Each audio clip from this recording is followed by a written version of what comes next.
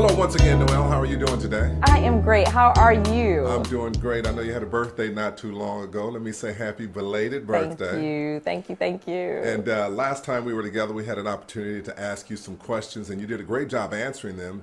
Thank and you. I have some friends that saw the video and they responded, and they even asked me some questions. What kind of person is she? She's a great and wonderful person, so much so that she agreed to have another sit down with us today so I can ask you some more questions. Is that okay with you? Absolutely. We have your permission. Okay, well, I'll tell you what, here's my first question. You having been in real estate investing and being an entrepreneur for such a long time, you know a lot. I've seen your display of the knowledge and your skills and talents and gifts. But here's a question. It's a number one question. How do you determine a good or bad deal? What are some of the criteria? What makes a good deal or a bad deal? That's a great question. A good or a bad deal. It's funny because those are two kind of ambiguous terms. You know, if you think good and bad, you know, what's a good person? What's a bad person? What's a good deal? What's a bad deal? So before we could even get to good deal, bad deal, we need to talk about what it is that you want to do. What are you trying to do? Where are you trying to go? How much money are you trying to make, et cetera, et cetera. So let's talk about good deal from a person just starting out. They don't have much money. They want to kind of just maybe do some wholesaling.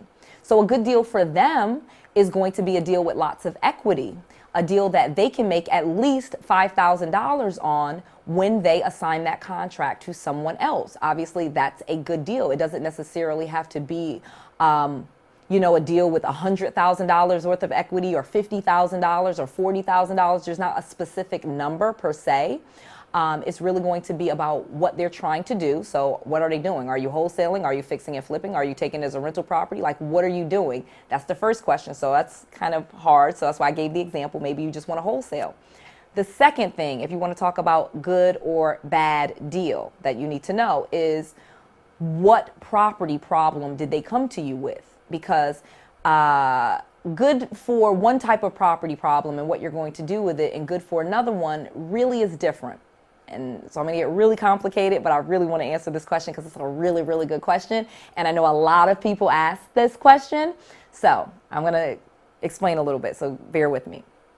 So if you have a situation where you're saying they have no equity. So I gave you this situation. A good deal with wholesaling would be a house with lots of equity, because that would be a house that you could wholesale to someone else, get your fee, and then the person that you wholesaled it to could do something with it, fix and flip it, put a tenant in it, and make some money. So that would be a good deal for both of you because it's a win-win situation for both of you. But let's talk about a deal where there's absolutely no equity at all and it's still a good deal, okay? So you may have a property problem where the person called you and they're behind on their mortgage payments and they have no equity in the home, okay? But the home is in good condition because the home is only maybe 2 years old or 3 years old. This is not an old home. This is a newer home, maybe in a nice subdivision or something like that. And they don't have much equity because they bought the house very recently and they didn't put a big down payment. Now, what we could do with those properties, we could easily do it subject to, where we keep the mortgage in place and then we find someone that wants to do owner financing or be a tenant in that property.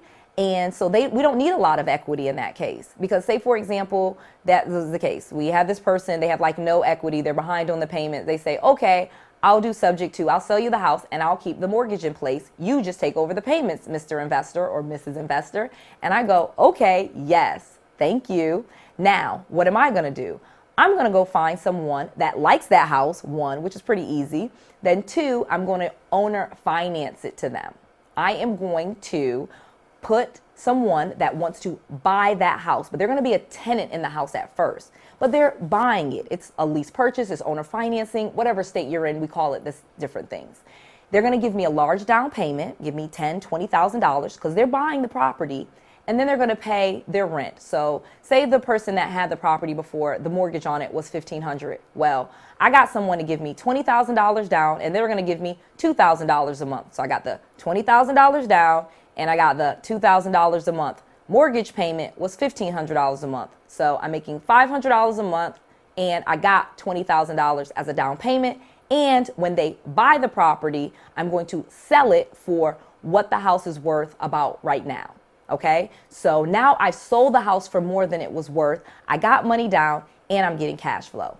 that's a good deal for me. A lot of people don't understand or know some of these more complicated stuff. So a good deal for them is a lot different than a good deal for me. So it was a kind of a hard question to answer because it really does depend on your level of knowledge, who you're connected to, and if you know how to do these certain things. And there's so much opportunity, there's so many things. There's almost no house that I can't make money on. It just depends on what I do. So good deal, bad deal, they're pretty much usually good for me if it's what I want to do. Oh, okay, great. I wasn't expecting a short answer. I thought you was going to give us the long answer.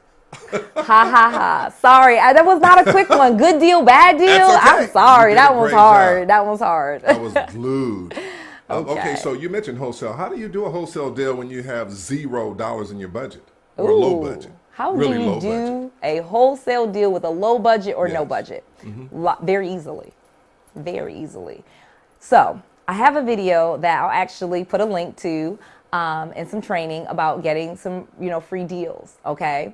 And so there's lots of free ways to find deals that you can wholesale. Now, obviously, it's a lot easier if you have a little bit of money, and it'll be a lot faster because you won't have to do everything yourself, and you can kind of just buy a list, for example, versus going to the website and creating a list for yourself.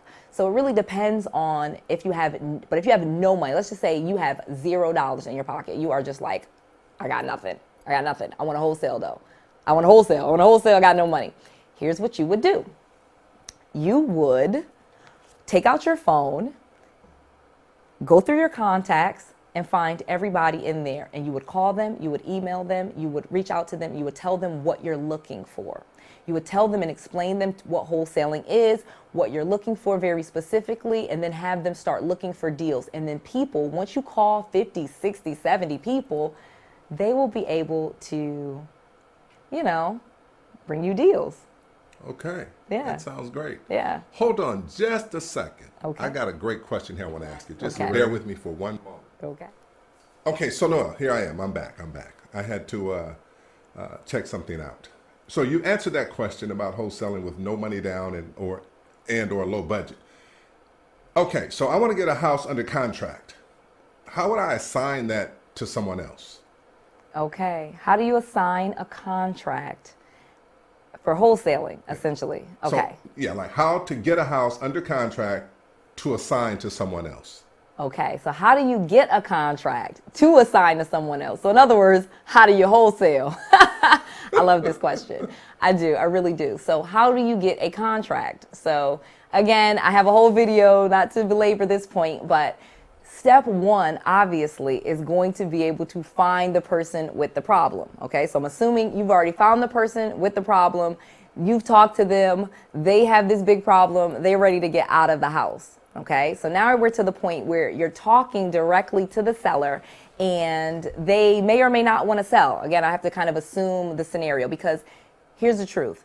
You're going to have to explain to them and you're going to have to be able to not sell them, because this is never selling. Never selling. Noelle doesn't really advise of selling. I feel like people don't like to be sold. Okay, it's just like change. People don't like to be changed. But if you offer them a better way to do it and you let it be their decision, then you can get them to make a move. So let's quickly kind of talk about converting a seller. That's really what we're talking about, because you need to get into the room with the seller. So obviously getting to their house, you brought a blank contract with you, at least 2 copies. Okay, so when you go to the appointment to meet the seller, you're going to bring 2 contracts because you're going to assume they're signing the contract when you go there. Additionally, you are going to bring a blank one that you can, if they ask, that you can leave with them so that they can read through it. Okay, and there's a psychology to it. You don't leave the one with your numbers and all that stuff because then they could shop it around. That's one of the newbie mistakes I tell you not to do. So when you're talking to them, treat that the same way that you would any other interaction with any other human being that you wanted to make a connection with, okay? So when you go to their home, what's the first thing that you're gonna do? You're gonna start to build rapport. You're gonna call them by their name. You're gonna make sure that they know your name. You're gonna make sure that you're pronouncing their name correctly. If they prefer to be called by their first name, call them by their first name. If they prefer to be called by their last name, if they prefer to be called ma'am, you ask them those questions and you start speaking to them in the language that they like. You start to see what type of mannerisms, what type of personality, their tone, their cadence. And not that you necessarily match it, but you do in some cases because you want to be a very comfortable person for them to deal with. You want to be a person that listens. This is a person that you marketed to that has a problem. So let them tell you all about that problem. Give them the opportunity to explain that to you, to talk to you about it. Be listening, be an active listener to what's going on. That is how you're going to get them to sign the contract. Secondly, you're going to need to be prepared. Before you get to their home, be prepared. Where's the neighborhood? How much is the house worth? Pull up your comps. Do the things before you get there so that you are prepared for the conversation when it pivots to the point where you're going to be making an offer.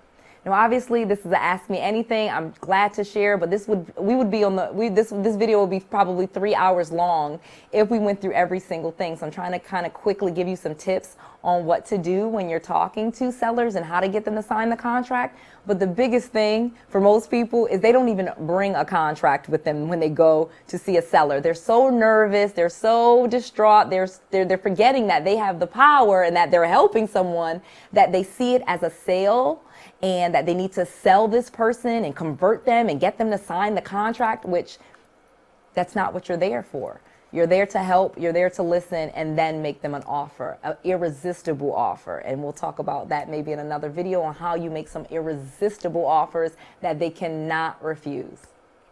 Sounds like a Godfather deal. Yes. So I got another question. Okay. I have another question. Okay. How do I get a copy of your probate letter?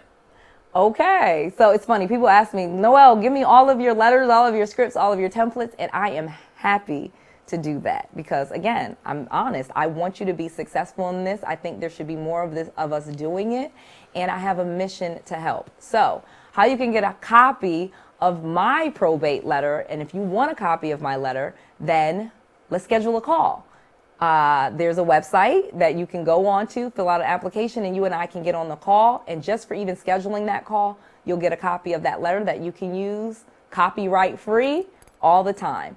The website to get this and to schedule a call with me if you want to talk more and kind of ask some of these questions or ask your questions is wealthywomanblueprint.com. That's it. wealthywomanblueprint.com. You go to that website, there's 2 free gifts for you. One of them is a call with me, and the other is a blueprint for you that kind of outlines all of the different options that you have. And then you can get a copy of my probate letter. I actually have lots of different letters, okay? I don't have just one probate letter either. So there's different things, but I can kind of give you some language that you would want. So if you want some information right now, of course, Noelle's going to give it to you. 1, of course, go to wealthywomanblueprint.com. You could talk to me. Or 2, let me just tell you some things that need to be in the probate letter. 1, you want to start with empathy, okay? Acknowledge what they've been through. So, dear so-and-so, of course, you're saying their name. Then the first sentence or first paragraph is acknowledging what happened. Sorry for your loss. You know, I've heard about, my condolences go out to you for your loss. Something acknowledging their loss. Then go into the next part and describe and tell who you are, what you do, what the benefits are, and then your information to speak to you. So there's really 3 paragraphs, and it's not a lot. You don't want to overwhelm them and inundate them with information. You don't want to send them every little thing that you have. You just want to stick to those 3 things. So again, I can definitely give you a copy of my letter. I'm glad to share it. Schedule the call. Go ahead, give me your info, and then I'll send that to you. Again, no problem. Or you can kind of create your own with the 3 things that I just told you. So. Well, thank you very much. You're very welcome. Great job again, and we'll have to get together and do this again another time too. All right, awesome. Bye, guys. Have a great day.